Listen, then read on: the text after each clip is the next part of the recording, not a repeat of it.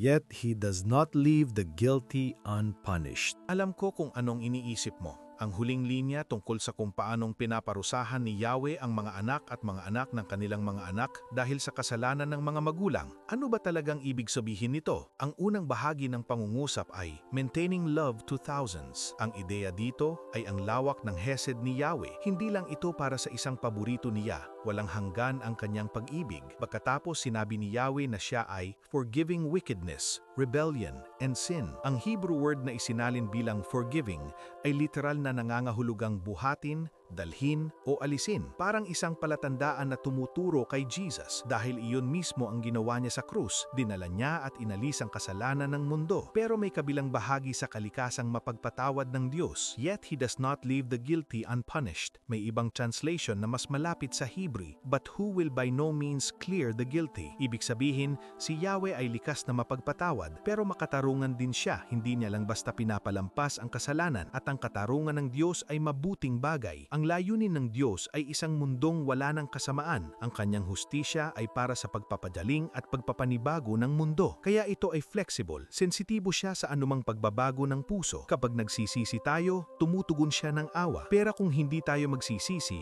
hindi siya maghihintay magpakailanman bago pigilan ang kasamaan. Pero marahil iniisip mo pa rin, pero paano naman yung sinasabing pinaparusahan ng mga anak dahil sa kasalanan ng magulang? Ito ang susunod na medyo nakakagulat na linya. He punishes the children and their children for the sin of the parents. Ano kaya ang ibig sabihin nito? Una sa lahat, hindi ito maaaring literal na ibig sabihin na pinaparusahan ng mga anak dahil sa kasalanan ng magulang. Bakit? Dahil sinabi rin ni Moses sa ibang bahagi ng scripture, hindi dapat patayin ang mga magulang dahil sa kasalanan ng mga anak at hindi rin ang mga anak dahil sa kasalanan ng mga magulang. Ang bawat isa ay mamamatay dahil sa sarili nilang kasalanan. May iba't ibang layer ng kahulugan ang talatang ito. Unang layer, ang kasalanan ng magulang ay may consequences sa buhay ng mga anak. Halimbawa kung ang magulang ay gumagawa ng iligal na gawain at nakulong, ang mga anak ang kadalasang higit na magduduros. Ikalawang layer, ang kasalanan ay tumitira sa pamilya. Parang DNA, ang kasalanan ay madalas na ipapasa mula sa isang henerasyon patungo sa susunod. Ang kasalanan ng isang henerasyon ay madalas nagiging kasalanan ng susunod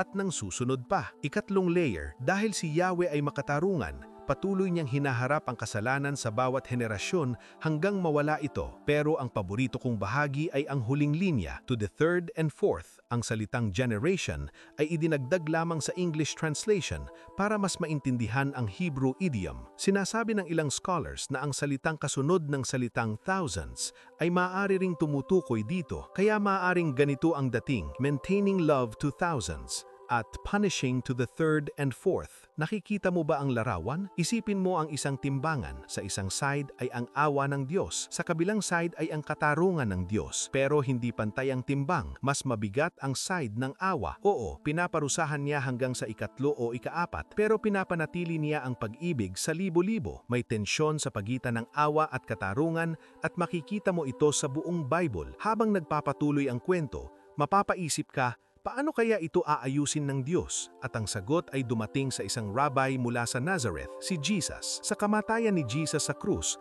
mas nalilinaw nating nakikita kung ano talaga ang Diyos. Doon nagtagpo ang awa at katarungan ng Diyos. Ang tensyon sa pagitan ng dalawang ito ay naresolve sa krus. Likas sa Diyos na magpatawad at magpakita ng awa, pero likas din sa Kanya na harapin ang kasalanan. At ang dalawang katotohanang ito, na tila magkasalungat, ay nagtagpo sa krus ng napakagandang paraan. Ito ang tunay na larawan ng Diyos. Oo, nagagalit siya. Pero siya mismo ang umako ng galit na iyon. Hindi niya tayo pinayabayaran sa kasalanan natin. Siya ang nagbayad. At ang ginamit niya ay ang kanyang sariling dugo. Kaya ang huling linya ng Exodus 34 ay parehong pag-asa at babala. Ang babala ay ito. Haharap si Yahweh ang kasalanan sa buhay natin sa isang paraan o isang paraan. Maaring hindi natin seryosohin ang kasalanan, pero seryoso ang Diyos dito hanggang sa punto ng kamatayan dahil ang kasalanan ay napakalupit at kapag tayo ay nagkakasala, madalas ay may mga pagpapalang nawawala na hindi na mababawi. Pero mas totoo pa rin ito. Si Yahweh ay mahabagin at mapagpala, hindi madaling magalit, sagana sa pag-ibig at katapatan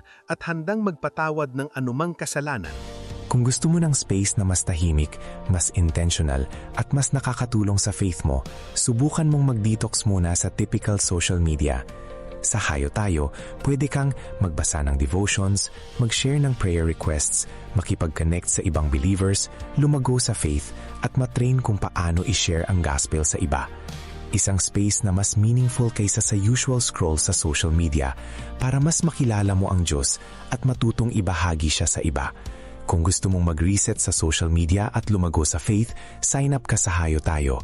Baka ito yung space na kailangan mo ngayon. Magandang araw, Shalom.